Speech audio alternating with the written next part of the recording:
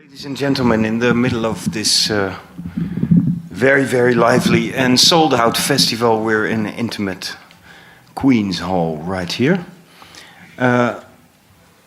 Crossing Border Festival is expanding its boundaries, for instance, by inviting a great writer like Elias Khoury from Lebanon. And he writes about a part of the world where crossing borders is not so easy for everybody. Israel, Palestine, Lebanon. Elias Khoury, as most of you know, a writer, a journalist, a dramaturg, an editor, and we are now going to talk about his, I believe, major novel. I've read it in English, which is called Gate of the Sun. In 1998, it was published in Beirut as Bab al-Shams. It is now recently been published in Dutch, Poort van de Zon, available downstairs at the bookshop. And over the years, Elias Khoury has proved to be maybe the writer to write the story that was never written because it is so multiple and manifold, the story of the Palestinian people over the past decades since the Nakba. Gate of the Sun is one of the shining examples of that. I wanted to check before we're going to hear a little part of it, who here has actually read the book? Okay, it's a fair minority. Yeah. Translator Duke Poppinga is over there behind the computer. Elias Khoury, I would like to begin by asking you to read a short piece of the novel, which will then be translated in Dutch on the screen for you if you don't understand Arabic. Could you introduce the short fragment that we're going to hear? Yes, thank you. Thank you. Actually, this is a very, very huge book, as you can see, and it's about a very sad situation, which is the Palestinian catastrophe or the Nakba, which took place in 1948, and it tells the stories of the ordinary people during that period. I suppose this was never written before in any language. Also in Arabic, it was never written before. I'm not Palestinian, I'm Lebanese. And for me, this was an act of love. Not to Palestine, because you know the Arabs, they all pretend that they love Palestine, but practically they love Palestine in order to cover their hatred to the Palestinian people. I love the Palestinians, and I think the Palestinians are the sacred issue. Palestine is not sacred. There is no place that's sacred. Only human beings are sacred. This story is built around a love story. It's a love story which is a very bizarre love story because it's a love story between a man and his wife. Normally we tell love stories about a man with the wife of his friend, but never with his own wife. And normally love stories are all based upon this idea that love cannot achieve anything because there are circumstances from Romeo and Juliet to Qais and from Homer also. So all these stories of love are mainly stories of separation. Here there is partly a separation. The major character of my novel, whose name is Yunus, he comes from a small village in Galilee, in northern Palestine, which will become later Israel. And he was kicked from his country in 1948, like most of the Palestinians.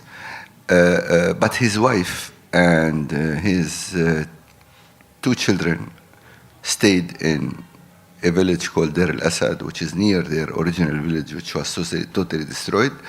And the wife lived there with the parents of her husband, and she refused to join him to Lebanon as a refugee. So this poor man had, every time, if he wants to meet his wife, he must cross the borders, since you are crossing the borders in this festival, and it was very dangerous. So every time to meet his wife, he could face death. But the outcome of that was something like 7 children and 25 grandchildren. And the outcome of that was, in order to write this love story, I had to structure, to recreate the whole circumstances of the Palestinian catastrophe in 1948. So actually, my major intention was to write about love. And I think this book, with all the sad and very dramatic stories that it tells, it's also about love and about the beauty of love and about the pleasure of love. Now, the small paragraph I'm reading a very small paragraph. It takes place in Galilee, in Israel. Nahila, who is the wife of Yunus, was pregnant, and she had 3 children, and there is a new small girl who was 9 months old, and the grandmother tried to register her as a citizen because they are citizens of Israel, and they refused to register her because they wanted the mother and the father. They wanted to see who is the father. And the father, of course, is a fugitive living in Lebanon.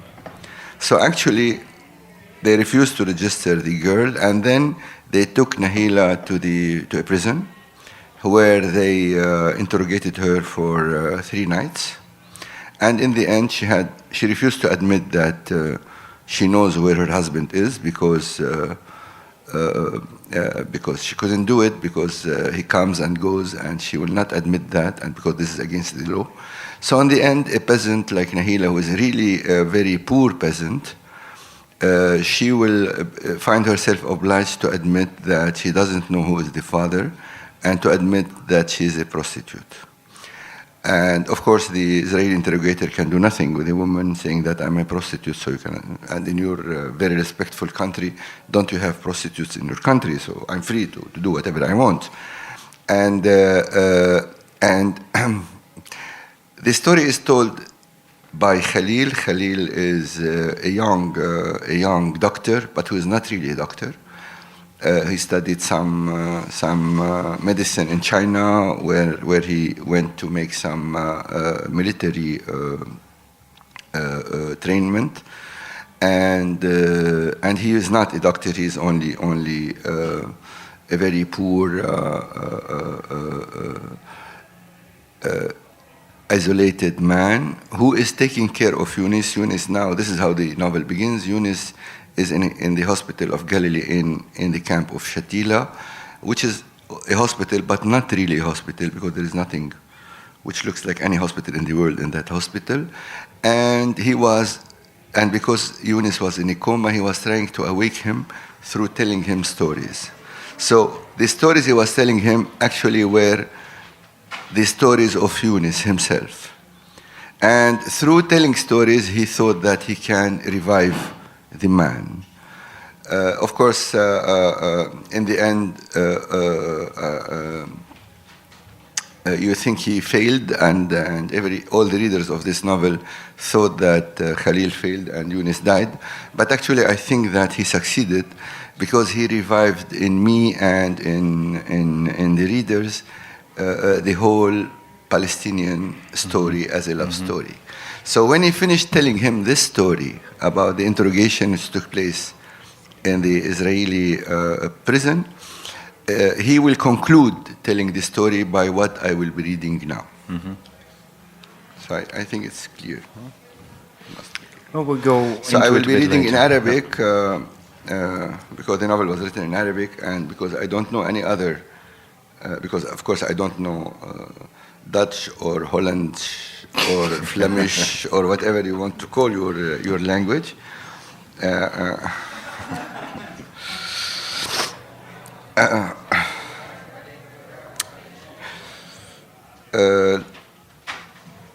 أنا لا أقول إنكم لم تكونوا على حق، ولكن في تلك الأيام حين كان الوحش النازي يقوم بإبادة اليهود في أوروبا، ماذا كنتم تعرفون عن العالم؟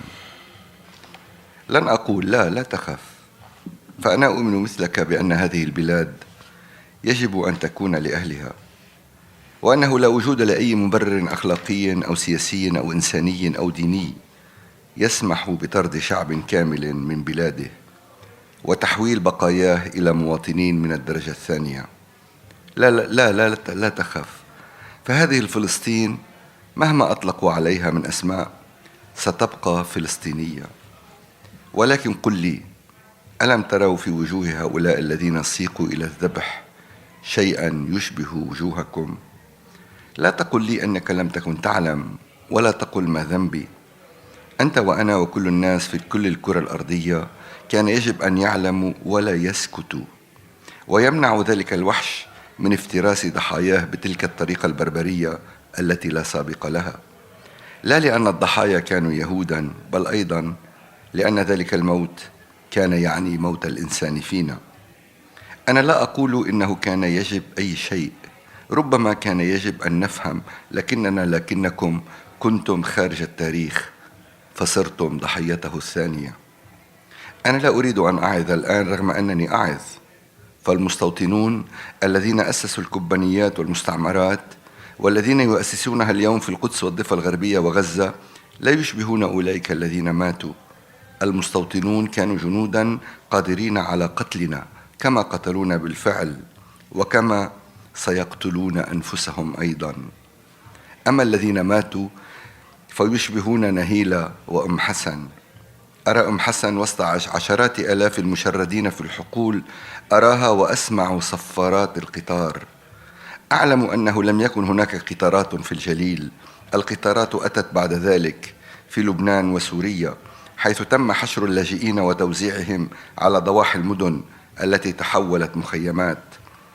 الصفارات ترن في أذني، أراهم يقادون إلى قطارات النهاية، أرى القطارات وأرتجف، ثم أرى نفسي محمولا في لكن على رأس امرأة.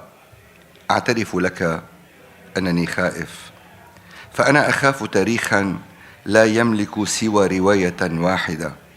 التاريخ له عشرات الروايات المختلفة، أما حين يجمد في رواية واحدة فإنه لا يقود إلا إلى الموت. يجب أن لا نرى أنفسنا في مرآتهم فقط، لأنهم سجناء حكاية واحدة، كأن الحكاية تختصرهم وتجمدهم. أرجوك يا أبي، يجب أن لا نصير حكاية واحدة. حتى أنت، حتى نهيلة، أرجوك اسمح لي بتحريرك من حكاية الحب، فأراك إنسانا يخون ويندم ويعشق ويخاف ويموت. صدقني، فهذا هو الطريق الوحيد كي لا نجمد ونموت. أنت لست مجمدا في حكاية واحدة، أنت تموت ولكنك حر، حر من كل شيء وحر من حكايتك. Mr. Khoury, this is one of the most, how do you say, burning and heartfelt passages in a book full of them. Obviously, because it touches on this very sensitive issue of the Jews being the victims of the Holocaust, and then the situation in Palestine, Israel, where history repeats, but in the mirror way. You as a writer are able to look at all sides of the story because you believe, as you said in this phrase, we should not be prisoners of one story. Obviously, in the country where you live, in Palestine and in Israel, as in Lebanon, people are very often prisoners of one story. How do you, as a writer, counter that? No, they are prisoners of one story. This is why we have wars. I mean, prisoners of one story, prisoners of one identity, insisting on identities instead of seeing identification will lead to wars and will lead to catastrophes. Now, this, you know, this is not a book of like this. My book is not like this. This is only one paragraph. It finishes a story. And then we decided the idea was to read the whole story, then we decided to read this part. So don't have this is a story. I'm telling stories, and they are very nice stories, and only I tell stories, like Shahrazad. Yeah. And like in the 1,000 Nights. And in the 1,000 Nights, by the way, it's a bigger book than this one. And also, you know the myth about the 1,001 Nights, that there is a myth that if you read the whole book, you die. Uh-huh. And actually, I read about this myth after I finished reading the book, so I was so frightened. Then I realized that there is no final version of the book. Nobody have read the whole book. Nobody know where is the whole book. We only read about 400 nights, so we have to have 1,000. So don't worry, if you read 1,001 Nights, nobody will die. If you read my book, nobody will die, because also my book is not a finished story. Yeah. There are still stories to come, not to come, stories that the readers put in this book. And one of the most interesting things happened once I was having a debate in a refugee camp. And then a guy jumped and told me, "Why did you have done this to my uncle?" And he began telling a story about his uncle, which is not in my book. I told him, "But look, your uncle is not in my book. I don't know about what you are speaking." He said, "Yes, of course, he is in the book. And you have made him I don't know what." I told him, "This is not in the book. You have added to the book." So any book like this is a book to be not read. While being read, it's a book to be rewritten by the readers themselves. So in this sense, any story, now I'm speaking not politics, I'm speaking literature. In this sense, any story cannot have one version. No. A story, literally speaking, if you have only one version, you are coming from a hypothesis of a positivist hypothesis, a rational hypothesis of the world, which is meaningless. I mean, life is so complicated, and there are many layers in our lives. So any story can be written, can be told in different ways. This is one thing. The second thing, while telling different phases, different levels of the same story, actually you are telling how the story is told, not how the story happened. Nobody knows how the story happened. And don't tell me that the writer knows what happened. He doesn't know. He is telling us what he imagined, so what he was told. So what we tell is what we were told. So in this sense, you have different levels of the story. Now, related to the Palestine-Israel issue, the problem of our cousins in Israel, which is a very complicated problem, because first of all, the Zionist movement has nothing to do. It began before the Holocaust, 50 years before the Holocaust. And it was a colonial project. Then the Holocaust came, and the Holocaust gave legitimacy to the Israeli colonial project. But what's terrible there is that there is one version of the story, and for example, the Arab Jews, the Mizrahim Jews in Israel, they don't have a story to tell. Yeah. Their story is totally under the pressure of one story. And the Palestinians in the Israeli literature do not exist. The Israeli literature, the Palestinian is a ghost. Right. He doesn't exist. And here I'm speaking about the best writers of Israel. I'm speaking about Amos Oz and about David Grossman, especially, whom I respect very much. But they cannot see the other. No. So there is only one version. And one version, for me, means the death of literature. Yeah. Now comes Elias Khoury, who somehow, after long and hard experience, is able to weave all these stories into one book, an unfinished book, a book that doesn't end with a full stop, and a brilliant book because you have this doctor who is not a doctor, who is talking to a man who cannot hear him because he's in a coma. This is Yunis, the old warrior who does not live with his wife but loves her so much that they have 7 children and 25 grandchildren. So everything in the book is open to interpretation, and every story that is being told has been told 2 times, 3 times, 4 times from different perspectives in order to weave this multiple version of the story. Yeah, it has different versions. So actually when you tell a story, you are telling I'm not telling a different version. I'm telling a different story because the story is. I mean, relating with our memory, storytelling is an enjeu between memory and imagination. Yeah. This is our craft. This is How what we how do. Palestinian is that? Why is that why is this I think this a is Palestinian story? I think this is human first, but especially it's Palestinian because in the Palestinian case, and here I worked 7 years in the refugee camps to collect stories, and it was very difficult. People didn't want to tell stories about the catastrophe because it's shame. Nobody is happy with. No mother will be happy if she will tell you that she threw her 10 days year old baby in the orchard, and she will never tell you. And if she tells you, it will be a big drama. So nobody want to tell these stories. So actually, in writing, and actually, really after this book was published, something very interesting happened in my entourage. I mean, I'm a teacher, I'm professor at NYU, and one day a young woman came to me and told me she wants to take my seminar because she read The Gate of the Sun. And then I told her, what's the point? She said, I'm from Nazareth in Israel, in Palestine, Israel, and all the time I used to ask my father what happened in 1948. He never told me. And after he read your book, he began telling me stories. So story must initiate stories. Yeah. And in this sense, I think this is the major enjeu of literature. Now, it's Palestinian because I think the Palestinians now, the same thing as after the Second World War. After the Second World War, someone like a writer like Marguerite Duras will tell you, when she'll ask who is she will tell, I'm a Jew. Of course, she's not a Jew. But if you were not a Jew, you are not a human being, after all these atrocities that the Europeans have done. And I think now, the Palestinians have a double tragedy. They are not only victims, but they are also the victims of the victims. Yeah.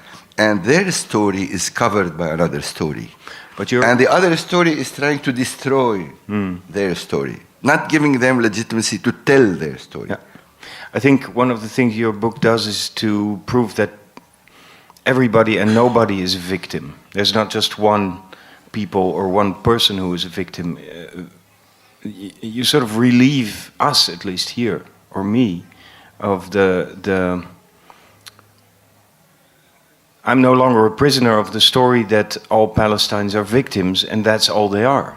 It is a much richer tapestry that you give of course, us. the Palestinians, no people, you cannot, the Palestinians are human beings like us. I mean, And there's this other thing which makes the book. And their women are very beautiful. You can, once I was giving The food is fantastic. once I was giving, there was a debate in university in France, and then there was this old lady who raised her hand and asked me, please tell me more about Nahila, I'm sure you knew her.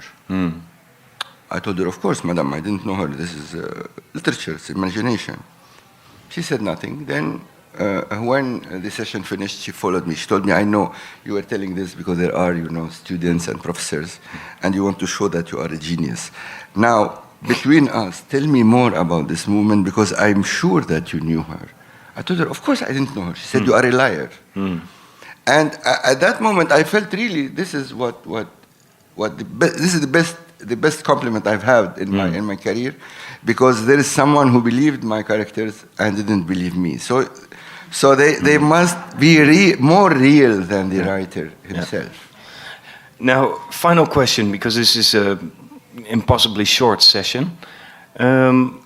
Another very, very complicating factor in telling stories in a situation like the one you're describing is war. Yes.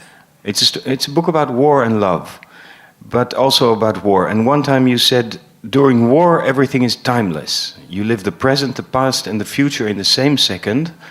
You live and die in the same second. You are everywhere and nowhere in the same second. And this is very special. There's no time, and yet time is a big teacher of everything. It teaches us how to be modest as writers. When you're writing death, you must be very modest. Can you tell us something about this writing about war, death, the timeless quality? I think the major lesson you take from a situation like that is modesty. Normally in this time, mainly this postmodern time, everybody speaks about the writers as if they are important. Writers are not important. Writers are only important to sign a book. And then we will forget them. If the book is good, you forget the writer. If the book is bad, you will remember the writer. I can ask you, the best writer I love in my life was Dostoevsky. I know very little about him, but I can tell you the details of Prince Mishkin, for example, in The Idiot, and so on and so forth. So the writers are, but the war teaches us to be modest, because first we are dealing with the perpetual death of others and our potential death. And facing death, you must be really modest. Otherwise, you cannot deal with life like that. The second thing is this relationship with time, because it is death and wars and love and writing. They give the same feeling. That is, you are in a timeless situation. You are in the present, and the past is part of the present, and the future is part of the past and of the present. And this relationship with time, that is, what shall I do tomorrow? What are my plans? Will be totally destroyed, especially in special moments. And I think this opens something very interested in our human understanding of ourselves. Because in every human being, you have the history of humanity. We have all the past of humanity. And we have, in our personal memory, we have the memories of all the others. Actually, our memory, what we remember, we think we remember our childhood. Actually, we don't remember it. We remember what our mothers told us. And then we think this is our memory, and this is how our memory is done. So our memory is a mirror of the others.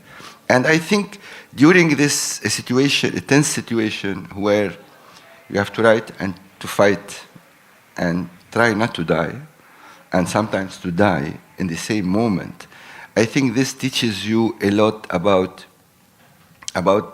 the beauty and the richness of the 1001 Nights. And here I want to come back to where I began. I think the 1001 Nights is the major book of storytelling, not because there is the story of this mad king and killing women and stupidities, because